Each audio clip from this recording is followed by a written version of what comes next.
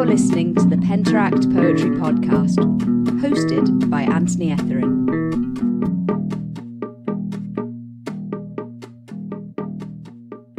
Welcome to episode 11 of the Penteract Poetry Podcast. This is the first of a series in which Clara and I shall together be interviewing fellow small press publishers. Our first guest is experimental poet Haley Jenkins, founder and editor of Selcouth Station Press. We spoke with Haley a few weeks ago and began by asking her how she first became involved in poetry. It's a trajectory I've mapped quite well in that I started off as a very reluctant poet, in that I grew up on mainly prose, and it was only when I hit my GCSEs and A-levels that I got to experience more what poetry was. But I was a committed fiction writer. It's fiction, it's novels, it's short stories, I had an idea of what kind of writer I wanted to be. And I was only 16, so it was perhaps too soon to be making those decisions yet. And I went to a creative writing enrichment group, my college decided to call it, which sounds way posher than the college actually was. And I started doing little poetry exercises, and my fellow writers said, "Oh, you're really good at this, you should write more." And that typical me fashion, I dug my heels in and was like, no, I will not write more. I will not write more of this. I don't want to be a poet. Mainly because I didn't know that much about them. I hadn't been exposed as well to the kind of poetry I enjoyed. It was mainly rhyme, and even to this day, rhyme is good. It's good, but it's not. It tends to be a turn off for me unless it's done really, really well. Because one of my favourite poems is by Kate Tempest, and that's got rhyme in it. But it's such a beautifully done poem, I can forget that. And then it wasn't until I got into my degrees, one at Roehampton and one at University of Surrey, where I was exposed to experimental poetry, first through Jeff Hilson, who's done a few books with Veer Books, as well as a few other places, and then through Stephen Mooney. And I think the first time I really thought, wow, this is for me, was we were in the middle of a lecture, which was called Poetry and Innovative Form, a word I can never really say properly. And we were doing a class on the objectivists. And I think just before that, we'd done a bit on Oulipo. And I really got what the objectivists were trying to do. We all had headaches afterwards because it was quite a lot to wrap your head around. And a lot of people were very confused afterwards, but I was like, no, I get it. I get what they're trying to do. And by that time, it was the second year of poetry of my degree, and I've been doing more and more poetry. So I got over the I don't want to be a poet bit, but I still hadn't found my footing of what I wanted to do, or what kind of poet I was. And then it was through that I found some volunteer work with Veer Books, who are very much an experimental poetry press. They've done things by Bob Cobbing, Robert Fitterman. I don't think they've done Derek Bewley, but there's a lot of core experimental poets through that. Jennifer Dickinson. I've got a few of them here just to remind myself. So they've been around for quite a while, and I spoke to Stephen Mooney, and I think he was surprised to get an experimental poet in his class because they didn't come up that often.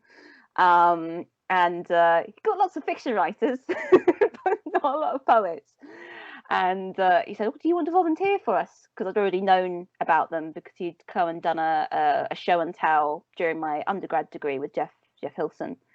And that's how I started also getting used to publishing, in that he taught me how you put the book together, the communications between the author and the publishing house, what kind of steps you need to do, the printing process. And what's really good about Vere Books is because they operate within the University of Surrey, they have access to a lot of really good printing facilities. So they're able to do like some really experimental stuff, and some really unusual things, which is great fun. I've yet to find a press that's quite as flexible as in a printing outlet, but I'm getting there. I think we need some real sort of experimental work to allow us to make that shift. And so that taught me an awful lot about what I wanted to pursue and my interests. And I did do my master's dissertation on found poetry and or appropriative texts is the sort of more technical term, and looked at a lot of different chance operations, which I really enjoyed. And that's a PhD maybe waiting to then take off somewhere, because I just so enjoyed the research aspect of that and how experimental poetry blends so well with the art world as well. And there's a beautiful illustration which I keep meaning to put up on my notice board, called Intermedia by Dick Higgins. I absolutely love that, because that to me encompasses what poetry is about and its flexibility as well.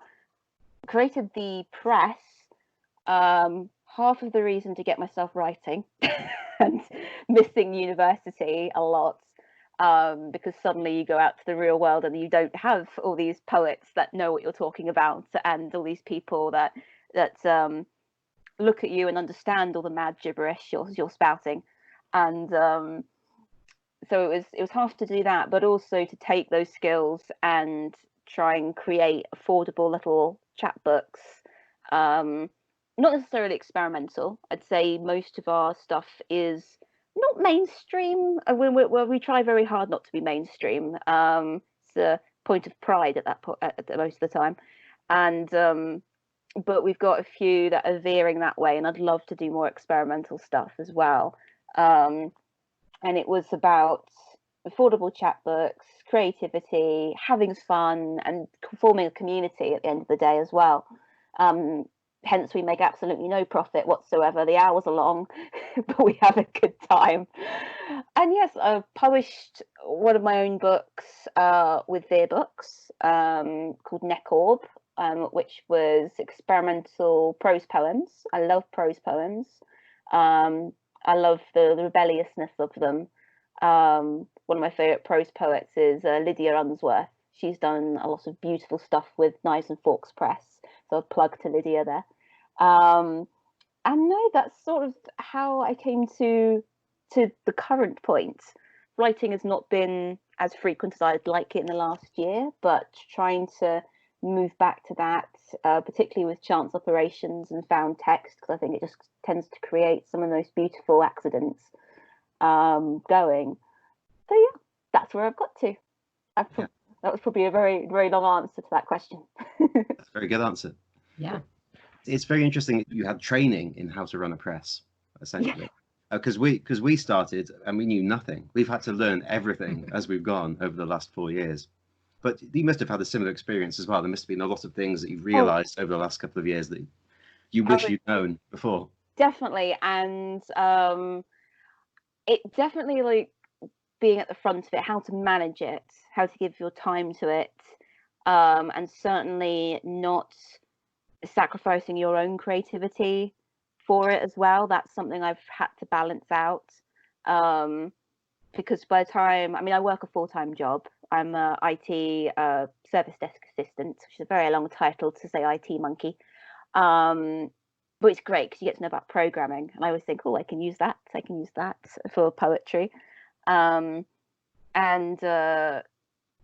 then I run the press during the rest of the time, and it was really a balancing act, and also not being so desperate to publish things and to have good artwork that you'll pay a little bit too much and perhaps give it a little too much credit. Not to things we actually published. We published an awful lot of wonderful things, I'd like to think anyway.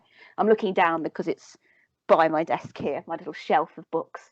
But yes, certainly there was a lot of rookie mistakes, and but the bit I loved was talking to the people we published, whether it's on the website or whether it was in hard copy. It was nice to have that communication. And one of the things, I try to do, not always successful, because sometimes there's no right way to say I don't like your work, is to give feedback where I can. So if there is a piece that's just not right, I try and give the feedback, because that's the thing that we don't get an awful lot of from publishing companies, mostly because I don't have the time, But if I have the time, I try and give them feedback and say, this is why this is unappealing to me. It might be it's fine for another press, but for me, I think this is what could be done better. Sometimes you don't get a reply, and sometimes you get, well, thank you very much, that no one's ever said that. I'm going to go try and do it better. Or work and sometimes you get other replies. You do, yes. I've only had a couple. There was one early on who was quite argumentative and said, well, basically that she didn't value my opinion, and I was like, well, then why did you send it to me? And I've had another person that I'm now found out was going through a tough time, but got quite rude when we decided not to continue publishing them because of differences. I won't go into it. So yes, sometimes people aren't very grateful. I think you've probably had similar experiences as well.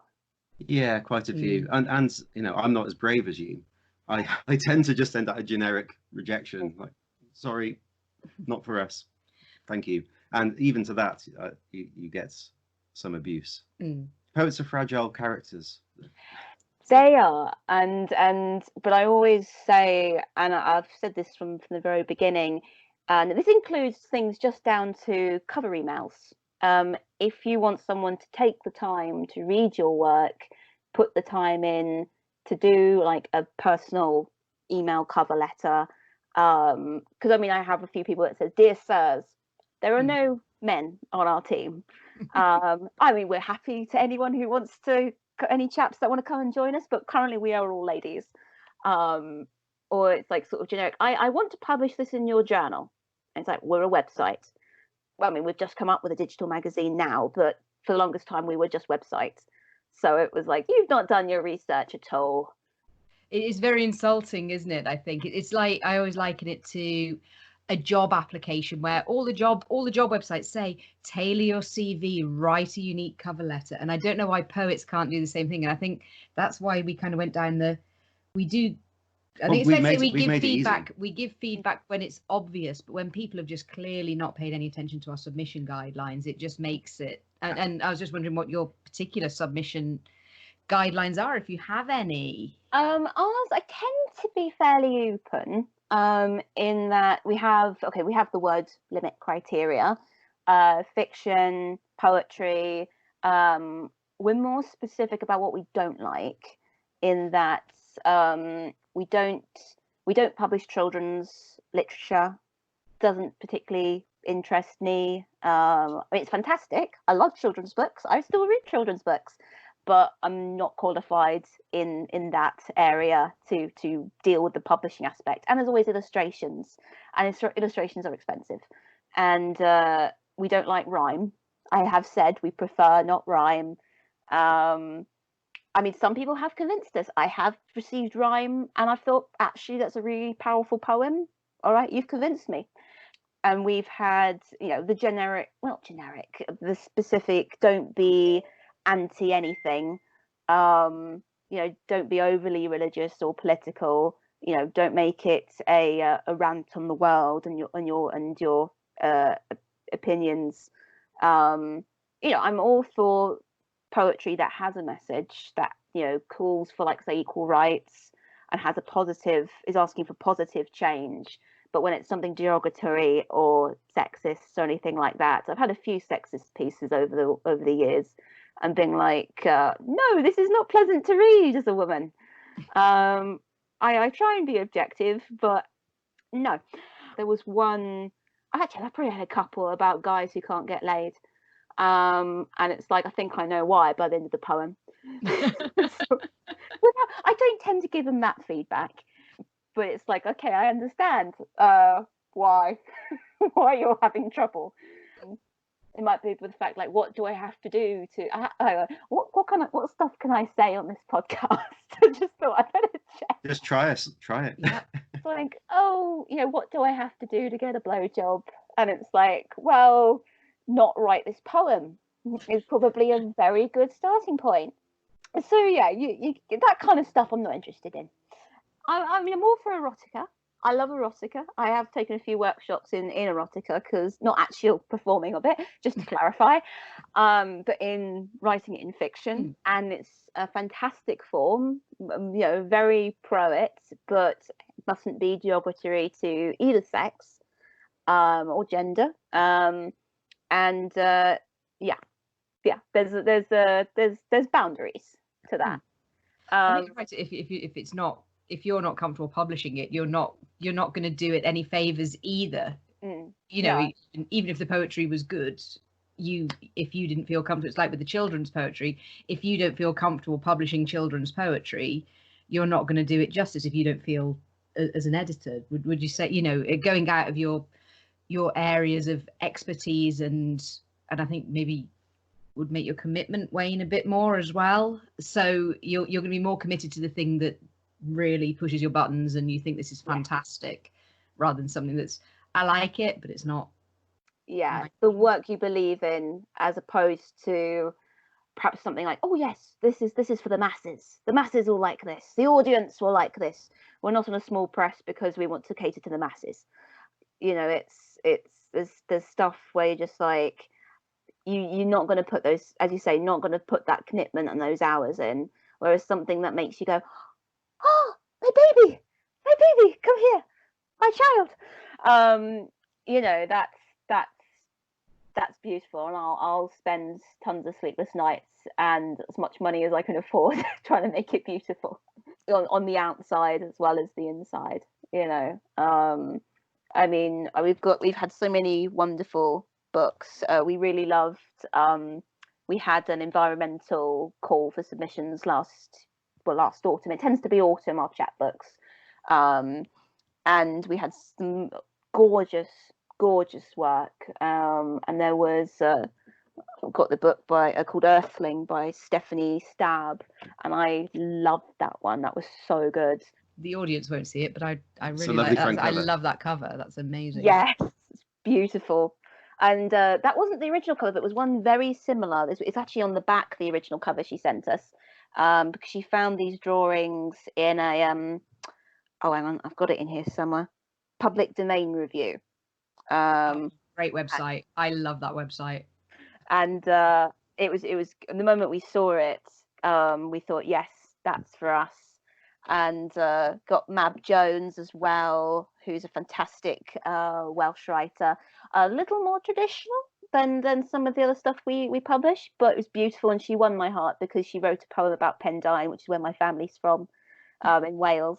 Although I do not sound Welsh, and particularly on interviews I sound like the Queen and Bridget Jones rolled into one. So I've probably got my secretary voice on right now. So I'm very posh. I grew up on a council estate. I sound really posh. And then we've got Artificial Wilderness, which was the first essay really we've published. But it's not a traditional essay. It's sort of part memoir, part essay, part exploration of sound, and specifically animal recordings in the wild. So it was that kind of unusual. I think going back to what Selcouth Station love is unusual.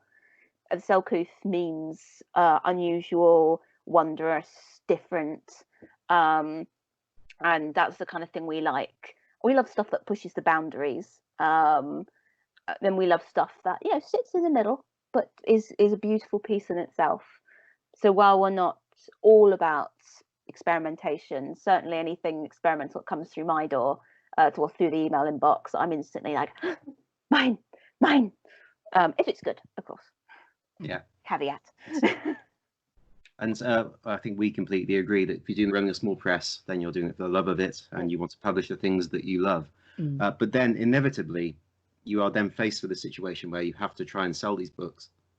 And it sometimes feels like it'd be quite nice to just publish it and then stop, because you've done what you wanted to do. You've brought it into the world. But so how do you go about trying to sell the books once they're made? Oh, that's a question.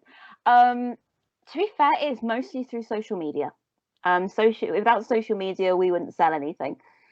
We promote it all through social media. Certainly with our writers, something we look out for, but we never let interfere with our choices, is that they have got a social media presence, that they are going to help promote the book as well as they can, and we'll just keep pushing it on social media, and probably not as much as I should. I go through love and hate with social media. I do try and schedule it when I can feel the hate coming on, and just keep pushing it, and speak to wonderful people such as yourself, and as well as other friends. We've got some wonderful sort of sister presses. Fly on the Wall Press sprung up around the same time as us. We love talking to, who's the other one? Oh my god, my brain's gone. Oh, Street Cake. God, how can I forget Street Cake? And Nikki and Trudy over there, who are absolutely lovely. And it is that community. It is relying on your community again. And in fact, this year we've actually made a profit. Only about 30 quid. Only about 30 quid, but we have actually made a profit. It's a big thing. Well done. That's with the lockdown as well. Yes. How has that affected things? I mean, in some ways, has it brought more sales? I think people are looking for books. They're looking for something to do, aren't they? Yeah. I think it has, in that when we did bring out our latest books, they sold so much better than some of our previous titles. But I'm not sure whether that was because of they had big social media presences and they already had a bit of an audience. So they were very good on promoting that it was coming out as well. But no, lockdown really hasn't changed that much for us. In fact, I've got more organised than ever in lockdown, because I've had no excuse. So pre-lockdown, did we're just sort of venturing. We live in the sticks. We're on the Welsh border in the middle of nowhere. Oh, lovely.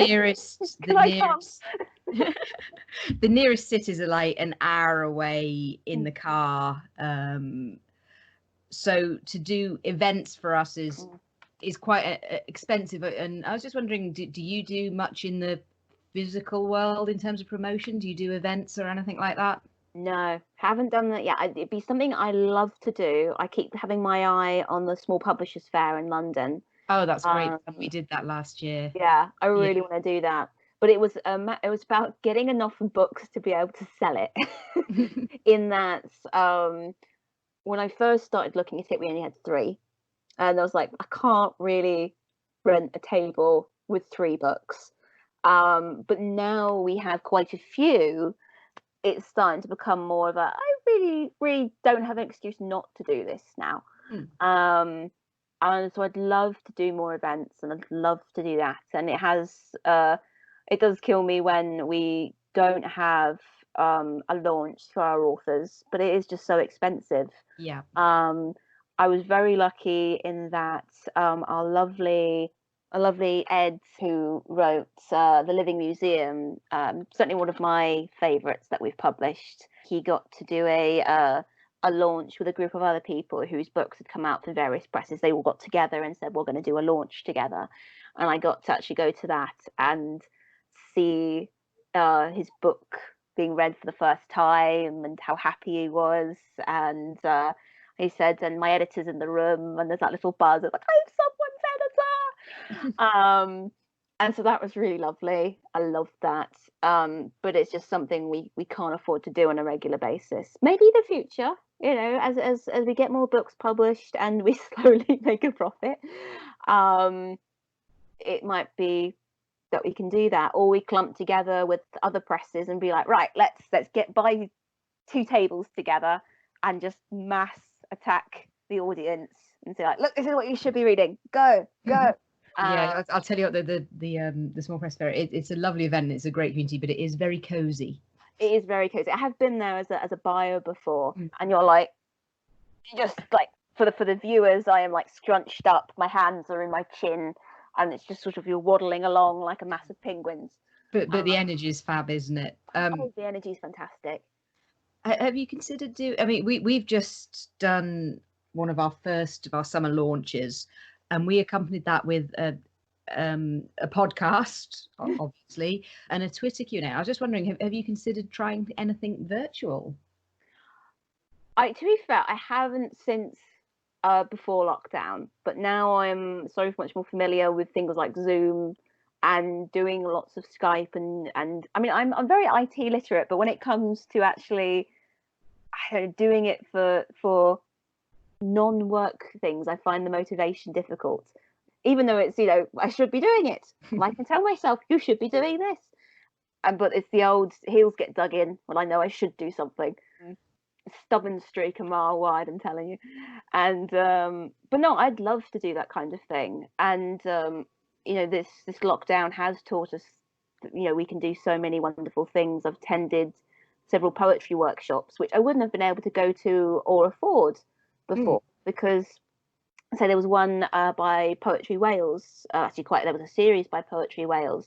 Usually the launches are in Wales, and of course I'm in Surrey, and I can't afford to pop over to Wales for an evening, as much as I'd love to. Love Wales, but what lockdown has enabled is for that virtual presence, and I've been able to attend so much more than I normally would have. So no, it's definitely something I want to look into, because I think it'd be great. I'd have to get some editing skills in terms of podcasting and try not to babble half as much. It's about your own travel and your own costs, but also the audience. They can visit you from their home. Yeah, because I think that's it. You need to pick your location. Because you instinctively think, well, you need to go to a big city, but then actually a lot of your audience isn't necessarily in a big city, and they still have to then travel and stay overnight potentially, or it's I suppose it's kind of asking a lot of people. Whereas your big authors, they can go to a Waterstones in every town centre and up and down the country. It's not so much of an ask, I suppose. Whereas if you're little and your community is quite widespread, I mean, most of our sales are in America. Randomly, I don't know why. We sell a lot to the US and Canada. Yeah, same. And but I know they have a big tradition of it, certainly in Canada. Experimental work, yeah. We don't really have over here so much. I mean, there are some characters. You mentioned Bob Cobbing earlier. That there are some characters in. They keep trying. It's trying to. There's a wonderful book by what's his name? Peter something, called The Poetry Wars, which is about when the experimentalists broke into the poetry review and tried to take it over. And it's a fantastic book. And that was about Bob Cobbing. It was about what's his name? It's not Eugene Gomringer, but it's something very similar, trying to take over it and make it radical and make it something fresh. And I think they got ousted eventually, judging by today's standards. But I like it when the experimentalists try and break out. It's not something that caters to the mass audience yet. I think because certainly when I started out, I think people are still looking for what it means and trying to derive that sort of English literature mind to, okay, well, what does this mean? What does the poet intend? What's this word mean? Why have they chosen it? And yes, there's sometimes there's a reason, sometimes there isn't, especially things like with method behind them, like chance operations or other constraint work. It can be more about the method than the actual choice of words. But it's so much more akin to artwork, and I try, and when I get someone who's approaching experimental work for the first time, I always say, treat it as if it's art. Don't treat it as if it's a poem, because you will be able to embrace it more that way. And then you can look into whether there was a constraint methodology or whether there was chance operations or whether there was some method behind it. But when you initially go to it, just let it absorb you, or you absorb it. Don't try and think too hard about it, because at the end of the day, you don't want to think too hard about it. The best, we don't want science behind the fairy tales. We like our mythologies and our mysteries. We don't need an answer to everything. And I think that's why a lot of people find experimental poetry very frustrating, because they want an answer. Even me, I'm excited to find out, a little bit about how James did Chimera, because that's the itch. It's the human itch to know, and we don't need to, just accept ignorance, because it's what we're stuck with half the time. Yeah, it's funny, isn't it? People will look at a line. I think this is why people don't like poetry in general. That if they can't make immediate sense of it, they get frustrated. They want and people want their poetry to be emotional, to cause some sort of sentimental response. And poetry doesn't really have to do that. No, it can say, no, I'm not going to give you that. You're going to have to work for it. And I think that's also another thing that experimental poem does. It does make them work for it that little bit harder. And we're a lazy race. We don't want to work hard in general. And so anything that then makes that a little bit tougher to absorb en masse is people have a resistance to that. I remember when my very first poetry, well, not poetry, it was workshop in my master's. I did experimental poems, and they were in various shapes, and they were mythology related. And I had just a random number, because I can't remember how many people there were. There was like 10 people in the class. 8 people said they don't get poetry, so they didn't feel they had a right to comment on it. And whereas 2 people, one person said, it makes me think of Sylvia Plath. And the other person actually did have a critique. And it was like, well, you don't have to do poetry to understand it, and you don't have to do experimentalism to feel that you're qualified for it. It is just your approach as a reader. And not letting that knee-jerk reaction of I don't understand it put you off. Like, you don't understand it, fine, but what do you get out of it? What does it make you feel? If it is frustration, why? Is it meant to be a frustrating poem? And just sort of digging at it. I feel that experimental poems are often akin to archaeological digs, as opposed to banquets, which perhaps mainstream poetry is a bit more akin to, in that you don't have to work for it, you can just gorge. Whereas an archaeological dig, you have to unbury it slowly and feel your way a bit more. Yeah, I like that analogy. But also, in a funny way, when it comes to the composition, it seems like the experimentalists are having more fun.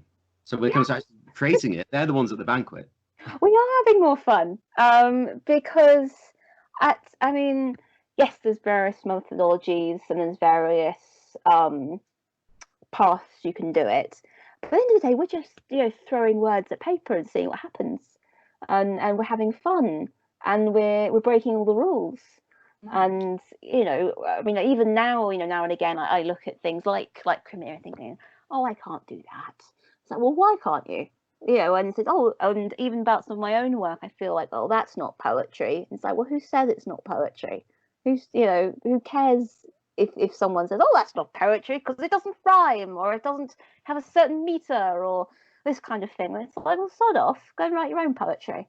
This is what I'm creating. If we can have stuff like Jackson Pollock and installations of giant spiders and tea sets in the Tate, we can have experimental poetry not obeying any rules.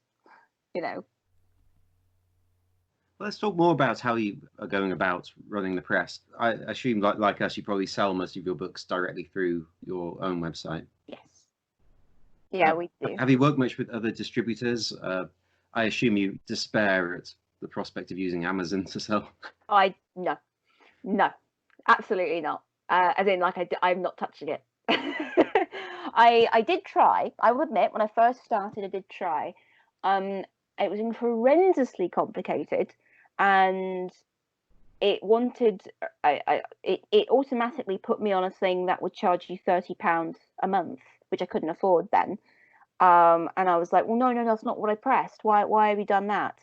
And I managed to cancel it, but it just put me off. And Amazon is fantastic. I do buy a lot from Amazon, but it does. I can't get over the fact it killed a lot of my bookshops that I used to go to, and it's just this mass conglomerate monster. It works if you've got volume, doesn't it? If you haven't got volume, it's painful. It's Every book we've sold through there, we've lost money essentially. Yeah, it's not worth it unless you've got the backing and you're willing to pay for a hell of a lot of advertising. And I just feel dirty. I just feel dirty. I have tried Etsy, which was good, but I just didn't get any sales. And that was actually, we'll charge you for what you're actually selling. You get a few items free, and then after a certain amount, they charge you like 50p for a month, which was good. It just wasn't. I got like one sale in the year, so I was like, nah, we don't need this here. We got more through the website, so I think we just retreated back to the website and we're like, okay, we need to mass do it. I do, and it does lose me money, sign up to Nielsen UK, which is it is a wholesaler. It doesn't cost me any fees monthly. I just sort of lose out when the libraries demand a book, because they're not buying it, they're demanding it as part of the it's not freedom of information, it's a Libraries Act. Legal deposits. That's it, legal deposits. But the benefit is, I know that each of our books is in I think it was 5 main libraries in the United Kingdom. I know they're at the Bodleian Library, the British Library, Edinburgh Library, Aberystwyth. I think Trinity. Actually, I think Trinity St David's as well. The Welsh got a few of ours, which I was very happy about. So I know they're there and that they're available and they're free to be looked at. I need to send a whole batch to the Poetry Library in London that I need to do, and they do have them barcodes so people can order them, and if any writers do want to approach their local bookshops, they can be sold for a price. We don't tend to do that. We, as a way of, because we never make enough for royalties. So what we do, and I'm very upfront with the author. If we've accepted the manuscript, I let them know before we go making anything. I say to them, we tend to do payment in kind, so I will give you so many copies of your books, which on sale retails as this. You can then go and sell them on, you can do launches, you can give them to family and friends, whatever you decide to do with those books. But then you also don't have to have a word with the tax man as to why you received a lump sum of money. So it's a benefit to them as well, in that they also then have their books, they have a mass of their books. I do say I will give you, if we can afford it, I'll give you this amount of money straight up. But then, I tend to work out a setup so that if they want more copies, it's a very reduced cost. But if they tend to take the lump sum of money, I say, like, well, you will have to pay the full amount because we haven't gone for the kind arrangement. I tend to tweak it depending on what the book is. If there's not a huge print run, tends to be, they get more. We work it out, but so the authors do get paid, and the artists are always paid up front for their work as well. That I'm very strict on. It's very difficult, isn't it? Because you really want to pay people. If you're taking their work and publishing it, you want to give them something. Yeah. But you have to be practical, and if you can't afford it, you Yeah. can't do it. We say that they get the standard sort of 15% once we've sold a certain number of books that will make sure we've covered our costs. We also offer a discount on any copies they like. Yeah. But I think it's like you say, you've got to be flexible, haven't you? And you've almost got to judge it, because sometimes, and I don't know if you work this way, sometimes you're taking a massive risk on something that's very experimental. Yeah. And then there's other things that you think are probably a bit safer, so you're a bit more confident in them. But it's yeah, and this is what big presses do anyway. They'll give different advances. Yeah, and I think I'm more on the risk-taking side in that. I mean, 'cause there's a couple of books where I'm like, okay, I think that's going to sell pretty well. Like, I mean, I loved her book anyway, but Mab Jones, I knew had an audience, and I knew she was very, very vocal on Twitter. I knew, she did an awful lot of wonderful things already, so I was pretty certain that her book would do very well for our standards anyway, for a little press. But then there's some other books that I was like, okay, this might be more of a risk. This might be a little more dodgy, but I want to publish it because it's a beautiful book and I believe in that book. There's not one book that we published that I haven't loved or don't believe in. And yeah, maybe it hasn't sold an awful lot, but really that's not why I'm running the press at the end of the day. I'm doing it because I love the beautiful work these people have created and I want to share it. And yes, that's sometimes limited compared to what, say, a big branch would do, but then a big branch perhaps wouldn't take that risk. So it's, I'm always upfront about the fact that we're doing it for the love of it, and that I will make sure, even if the press were to fold, were it to end, were I to have enough one day and think, actually, no, sod this, I want to go do something else. So I don't see myself doing. I keep having moments of like, that's it, I'm done. After this book, I'm done. I've had enough. But there are bits that always bring me back. And even if I was to do that, I'd make sure they were still available. I'd make sure they wouldn't go out of print.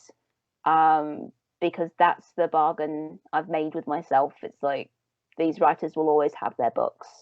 They will always be there. Even if I lose money, sleep, time over it, they're going to be there because I want their work to be heard and I want their work to be shared, and that's what matters. Yeah. Would you ever consider branching out into more accessible, more mainstream novels, for example, would sell a lot better, and then you could use that to fund the poetry? They would. I'd love to do novels. I'd have to plan it carefully and think, okay, how much are we reading? What are we asking for? Synopsises, what are we doing? Because that would be a huge commitment. I'd love to do it though. We've got some wonderful editors on the team. And they're all volunteers. They all give up their free time. And they're fantastic. Rebecca, Katie, Stephanie. And though they're not directly working with us right now, we've got Sandra and Lorna as well. And they're all such talented individuals. So I know if we did a novel, it would be in fantastic hands. It's just a scary leap. We did think about doing an anthology next because we ask now and again, what would you like to see from us? And a lot of the time, people come back saying an anthology, and I'm like, oh, okay, that's. I wouldn't think anthologies are that popular. But I think hard work, I'll tell you that. Exactly. Yes, because you've done a few as well, and so I think we'd probably do an anthology next as the next big one. Just also because I know it would sell pretty good, because of all the writers in it as well, their friends and family. So we'd know we'd make a little bit of money back in that kind of investment of time rather than anything else. And there are lots of wonderful people we've made friends with that I would love to stick in an anthology and just say, like, directly go to them and say, right, I love your work, write us something, and we'll stick it in this anthology, as well as an open call, because we want to be made as accessible as possible, and we want to be able to promote voices we haven't heard yet as well. So that's probably the next step. But we've just done the magazine, which was like a baby version, and that was a lot of work. But it was great fun. Thank you for involving us in that. Oh yeah, well, that was the main, one of the things we wanted to do, as well as publish people, is to share what other people are doing. Well, it's weird. I'm competitive in real life, but I'm not competitive when it comes to the press. I'm always like, no, we're a community. I want to share what these lovely brothers and sisters, small presses are doing, because they should be heard. And I love, I'm hopefully I'm pronouncing it right, Penteract? Yep. Yeah. Penteract Press. I 5 love, stars. yeah. You know, I've got tons of Anthony's work on my shelf, and you know, I've got Chimera, and I just always keep an eye out what you guys are doing, because I just love your work. And you know, it's you know, Fly on the Wall Press does wonderful things for fundraising. Street Cake does an awful lot to support unheard voices. They've just started up, Nikki, who runs Street Cake, has just started up a mum right press, which specifically caters to writing mothers, which I think is a wonderful thing to do. And you know, there's all these people that are giving to the community in their own ways, and I think that needs to be broadcasted. I think that's exactly right, isn't it? We're all small, but together we are legion. We are mighty, small but mighty. And that's it. I think it's exactly right, and it's only since we started and reaching out, and the friends we've made in the poetry community and the publishing community, and going out and doing things and meeting people, and as you meet more established, because like us, you're still relatively new. When you meet these more established press, they all know each other, and they've known each other for years. They know each other through the same events, and it's that sense of community and helping each other out. Because ultimately, we've got all our interest, our readership might not always cross, but when they do, it's good to disseminate this stuff, isn't it? Yeah, and it creates new things as well, new interactions, new experiences, new discussions. You know, it's universes colliding, causing a third. You know, it's wonderful things to do. So much exciting stuff can happen by just reaching out to other people and being a community. And exploring other people's work, like, you like this press, I like this press, have you heard of this press? So it is that kind of collaboration that breeds creativity. Exactly. And we normally end these podcasts by talking about what you're going to do next. I really hope it is an anthology, because I want you to experience it. Experience the pain. It's painful. But you're right that you get people involved, and that feels good. They do sell quite well, and also beyond what you get from direct sales, it helps spread the word of your press quite well. You know, lots of different people find out about you. So I really hope you do it, and I'm sorry about the pain you will go through. No, sir, it's good pain. It's although, to be fair, I haven't even experienced this yet. It's childbirth pain. You get something out of it at the end. Sometimes it's annoying, but in the end, and you swear you'll never do it again, and then in 9 months you're doing the exact same thing again. But it's like tattoos that way. You swear you'll never do it again, or Doctor Who binges in my own case. Yeah, so we're hoping to I think do an anthology next. I think that's where we're creeping, as well as continuing the magazine. It's how it fell is that it was on the the summer solstice. So we're probably going to aim the next one for the autumn equinox, and make it a solstice equinox thing. Because I mean, it was just totally that was the next big date coming up. But I'm not hardcore pagan. But if I was going to class myself as anything, I would be pagan in my belief system. So those dates are already very important to me, and I already celebrate them. So it seems like an auspicious day to let new voices break out, and to create something that I believe in. Welsh paganism. We need to talk about. We'll have another podcast and we'll talk about Welsh paganism. I'll be there. Well, Haley, thank you so much. It's been really good talking to you. Thank you so much. It was really good. I usually gibber and get nervous on these kind of things, but you guys are both so lovely and friendly and have put me at my ease. And it's great just talking about experimental poetry and nerding out together.